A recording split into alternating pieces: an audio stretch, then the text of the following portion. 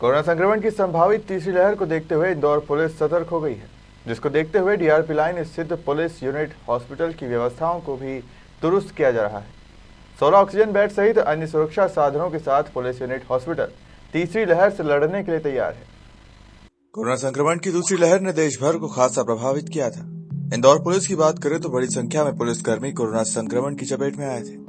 हालांकि विकट परिस्थितियों को देखते हुए इंदौर पुलिस ने डीआरपी लाइन स्थित पुलिस यूनिट अस्पताल में तत्काल व्यवस्थाएं जुटाकर पुलिसकर्मी और उनके परिवार को बेहतर उपचार दिलाने का हर संभव प्रयास किया था, जिसका परिणाम ये हुआ था कि बड़ी संख्या में पुलिसकर्मी और उनके परिवार ने कोरोना संक्रमण पर जीत हासिल की थी और पूर्ण रूप से स्वस्थ हुए थे। वर्तमान में कोरोना संक्रमण की अब संभावित तीसरी लहर ने भी आम जनता के साथ साथ इंदौर पुलिस की भी चिंता बढ़ा दी है। संक्रमण की तीसरी लहर की भयावहता को देखते हुए इंदौर पुलिस ने अपने पुलिस यूनिट हॉस्पिटल को एक बार फिर सभी संसाधनों से लैस कर लिया है। 16 ऑक्सीजन बेड अस्पताल में तैयार किए गए हैं। इसके अलावा अन्य जरूरी संसाधनों के साथ ही विशेषज्ञ डॉक्टरों की एक टीम भी कोरोना संक्रमण की तीसरी लहर से लड़ने के लिए तैयार है।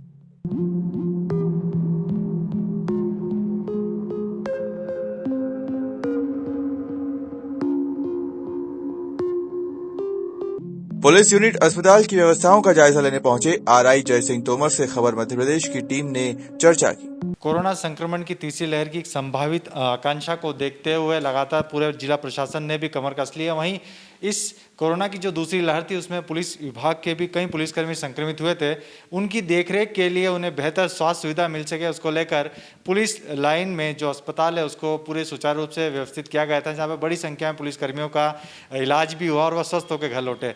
एक बार फिर कोरोना संक्रमण की तीसरी लहर को देखते हुए यहाँ पर पुलिस लाइन में जो अस्पताल है इसको वापस से उसमें जो व्यवस्था है उनको जुटाने का प्रयास किया जा रहा है और किस तरह की व्यवस्थाएं और यहाँ पर की जा रही है उसको लेकर हम चर्चा करेंगे आरआई सर से और जानेंगे कि इस पुलिस अस्पताल में और कितनी सुविधाओं को बढ़ाया गया है। सर, निश्चित तौर पर यदि हम बात करें कोरोना संक्रमण की तीसरी लहर संभावित है और उसको लेकर जिला प्रशासन के मध्य प्रदेश स्तर पर और देश भर में इसको लेकर एक बार फिर व्यवस्था जुटाने का प्रयास किया जा रहा है। पुलिस कर्मी भी सर बड़ी संख्या में संक्रमित हुए थे और इस अस्पताल में ही उन्हें उपचार मिला, वो स्वस्थ होकर अपने घर लौटे।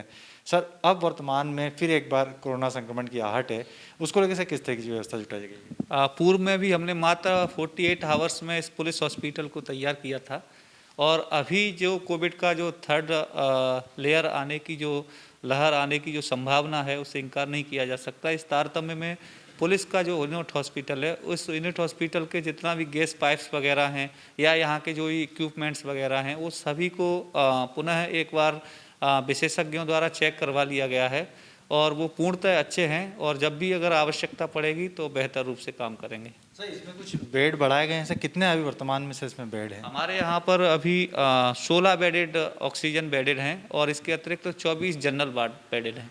सर, हम पिछले दूसरे लहर की बात करें तो काफ़ी पुलिसकर्मी संक्रमित हुए थे, कितनी संख्या थी उनकी सर और कितना लाभ उनको इस अस्पताल से मिला था सर? पूर्व में अगर हम बात करें तो सबसे पहले जब व्यक्ति संक्रमित होता है तो उसके पास सबसे बड़ा चैलेंज ये होता है कि वो अपना इलाज कहाँ कराए, किस डॉक्टर को दिखाए। तो इस तारतम्य में इस यूनिट हॉस्पिटल की स्थापना की गई थी। कम से कम कभी भी पुलिस जवान अगर संक्रमित होता है तो उसे एक भरोसा था कि मैं यूनिट हॉस्पिटल में जाऊंगा, वहाँ मेरा बेहतर इलाज होगा।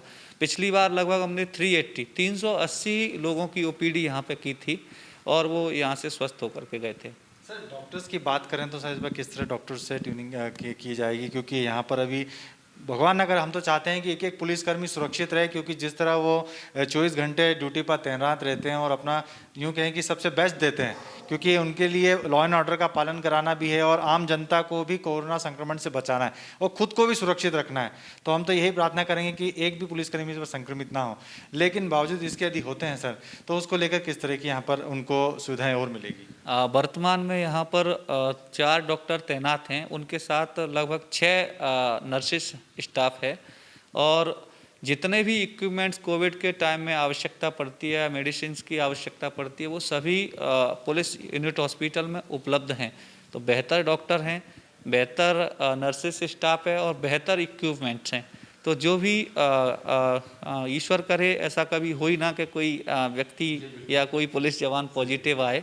अगर आते भी हैं तो उनको बेहतर सुविधाएं दी जाएंगी और जल्द से जल्द ठीक करने का प्रयास किया जाएगा। सर, हम वैक्सीनेशन की बात करें तो जिस तरह बताया कि 100% वैक्सीनेशन पुलिसकर्मियों का हो चुका है, उनके परिजनों का भी हो चुका है।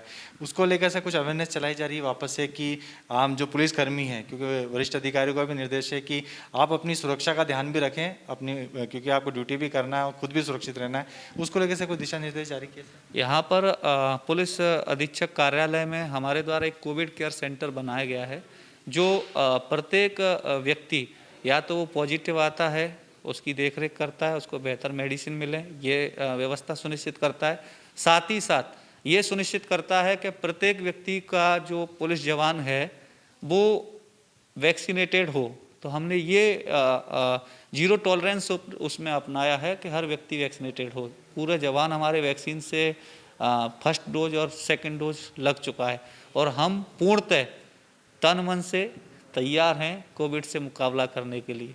निश्चित तौर पर जिस तरह सर ने कहा कि पुलिसकर्मी पूर्ण रूप से तैयार हैं इस कोरोना संक्रमण की संभावित तीसरी लहर से लड़ने के लिए, क्योंकि उनके पास शहर की सुरक्षा तो है ही, उसके साथ ही आम जनता को जागरूक करने के साथ ही खुद की सुरक्षा भी है। खबर मध्य प्रदेश भी यही अपील करता है आप लोगों से कि जिस तरह पुलिस विभाग का एक एक पुलिसकर्मी अपनी जान जोखिम में डालकर आपकी सुरक्षा में लगा रहता है, आपको लगातार जागरूक करता रहता है, तो आप भी कहीं ना कहीं अवेयरनेस आप में आए और आप कोविड की इस संभावित लहर को देखते हुए जागरूक हों और निश्चित तौर पर सारे प्रिकॉशंस लें, सारी जितने भी कोरोना को लेकर गाइडलाइन जो बनाई गई है उसका पालन करें। कैमरा पर्सन गोल्डी के साथ जतिन ठाकुर, खबर मध्य प्रदेश, इंदौर।